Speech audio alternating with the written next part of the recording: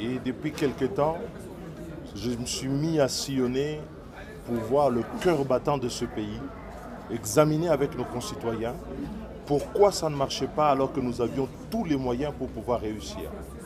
Et j'ai compris qu'un certain nombre, un certain nombre de comportements, le manque de vision dans la direction de notre pays, le manque de vision, de projet, a fait que l'amateurisme, la corruption, le clientélisme et le favoritisme ont gangréné et confisqué toutes les espérances légitimes de notre peuple à voir ce pays se redresser. Et je me suis résolu à présenter une candidature à l'élection présidentielle, la candidature autour d'un projet. Un projet qui non seulement va fédérer les Congolais, les rassembler pour donner un sens et assurer un partage du progrès parmi nous, mais aussi un projet qui va redonner à notre État, à notre nation, les fondements de sa stabilité, de sa sécurité et de son indépendance. Mais enfin, un projet qui soit à même de redonner l'espérance à notre population, la jeunesse en particulier, les femmes de ce pays. Et c'est pour cette raison que je suis le candidat de ce projet que l'on appelle la refondation du Congo, qui veut rassembler les Congolais et pour rompre avec les pratiques antérieures, mais surtout donner une perspective. Et le 14 de ce mois, à la salle Chaubeuse, je vais présenter en détail les conclusions, les innovations, les actions clés que, chef de l'État demain, je vais mener à la tête de ce pays. Il faut arrêter avec cette idée qui est en fait une propagande. Faire croire que pour pouvoir obtenir le changement dans notre pays, parce que je me bats pour qu'on puisse avoir un nouveau président de la République, parce que le président sortant a montré ses limites, son incapacité à redresser ce pays, des promesses non tenues, à hypothéquer l'indépendance nationale et notre souveraineté. Et c'est un pouvoir qui est basé sur le mensonge d'État. On ne peut pas se permettre de continuer avec le régime et le président Tshisekedi pour les raisons suivantes. Voilà quelqu'un qui vous a promis de rétablir la sécurité, l'indépendance de ce pays.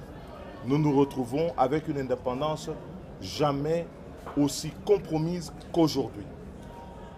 C'est le pouvoir qui promet aux Congolais de leur permettre de voyager sur des avions parce qu'on a baissé le prix des billets, mais en bout de course, ce sont les avions qui disparaissent.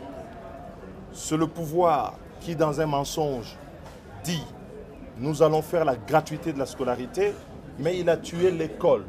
Nous sommes là aujourd'hui pour dire stop. Le mensonge, la crédibilité dont il pense avoir restauré dans ce pays n'existe que dans son camp et dans sa tête, et que quand vous vous promenez dans le Congo et que vous faites le tour du monde, le Congo est aujourd'hui un pays isolé, un pays en détresse qui mérite d'avoir des dirigeants compétents avec une vision forte pour le redresser. Ça, c'est une chose. La deuxième, considérer que face à un tel pouvoir, il faut un seul candidat pour le battre, c'est en fait alimenter le moteur de la fraude, où on veut faire croire aux gens que la présence de plusieurs candidats signifie que la fraude est validée. Moi, quand je rencontre les Congolais dans les lois là-bas, où nous avons un capitalisme de l'apocalypse aujourd'hui, dans le Haut-Ouélé, dans le Maniema, dans la province de l'Équateur, dans la Mongala, dans le Bandundu, dans le Congo central d'où je reviens du Congrès, je vois des Congolais aujourd'hui qui ont une seule volonté, c'est de changer des dirigeants et de mettre fin à ce cauchemar de l'Union sacrée et de M. Tshisekedi à la tête de ce pays. Et donc face à cette mobilisation, je ne vois pas en quoi est-ce que l'exigence d'une seule candidature est la condition sine qua non pour remporter l'élection présidentielle. Maintenant, chacun a déposé. Nous n'avons pas fait que déposer. Nous avons un projet et nous pensons que ce projet peut rassembler tout le monde et ceux du pouvoir, ceux de l'opposition, si nous voulons remettre ce pays sur le rail. Je dis ceci. Est-ce que je suis sûr de l'emporter? Madame, ça fait des années que je réfléchis à ça. Ça fait des années qu'on se prépare à ceci. Depuis le mois de janvier, depuis ma déclaration de candidature, nous avons sillonné le pays.